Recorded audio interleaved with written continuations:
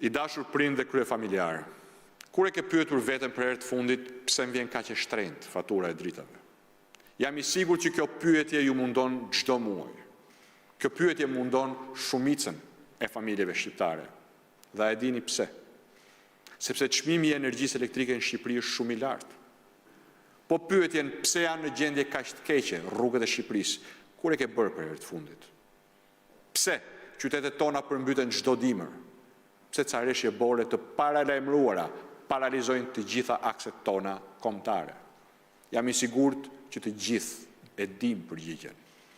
Të gjithë tashmë e din se Shqipëria ka ngecur në vend numëro me Ramën këto 8 vite. Ndaj nuk kemi përparim në asnjë drejtim, as në ekonomi, as në shëndetësi, as në arsim, as në turizëm dhe as në integrim. Shqipëria nuk mund të mbetet edhe 4 vite të tjera në vend numëro me Ramën. Ka ardhur koha të ndryshojmë, sepse ata që e lanë këtë vend në baltë nuk mund ta çojnë atë drejt suksesit.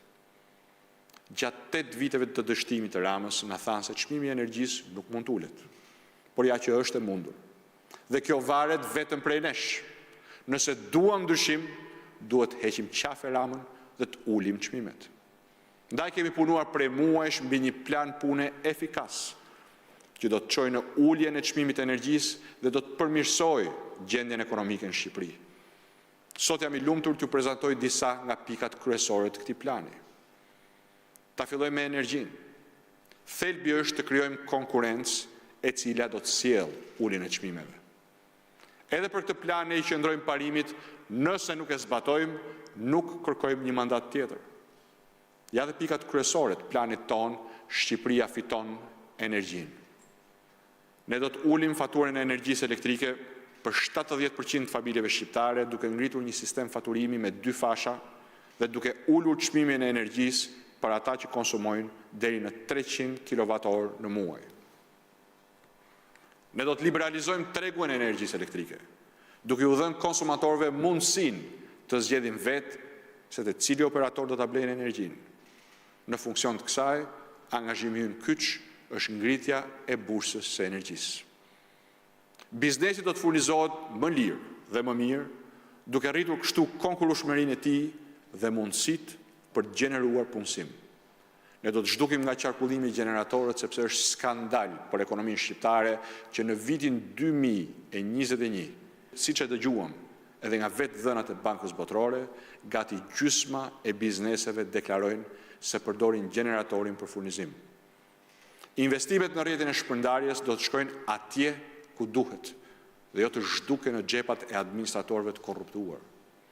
Kompanitë publike do t'i kthejmë në ekonomikisht qëndrueshme me fokus kryesor mirë administrimin e OSHE-s.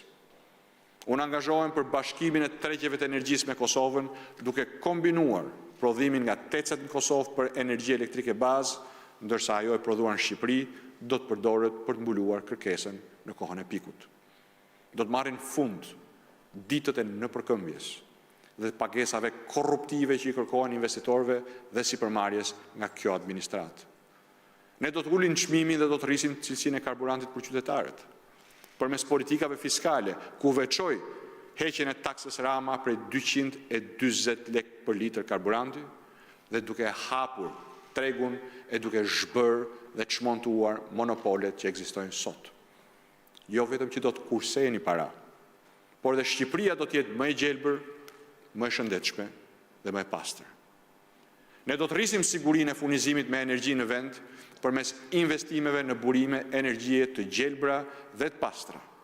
Shqipëria do të përfitojë nga pozicioni i saj shkëlqyer gjeografik, duke u kthyer në qendër për furnizimin e mbar Ballkanit, por dhe përtej me gaz natyror, i cili është më i pastër, më i pakushtueshëm dhe do të forcojë ekonominë tonë.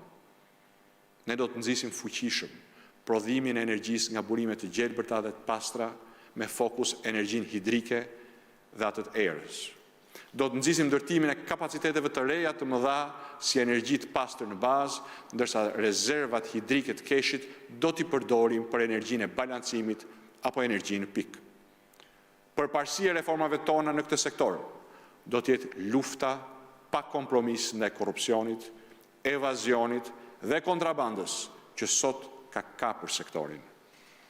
Ky fenomen sot po rënon pasurinë kombëtare dhe po dëmton rënd konsumatorët.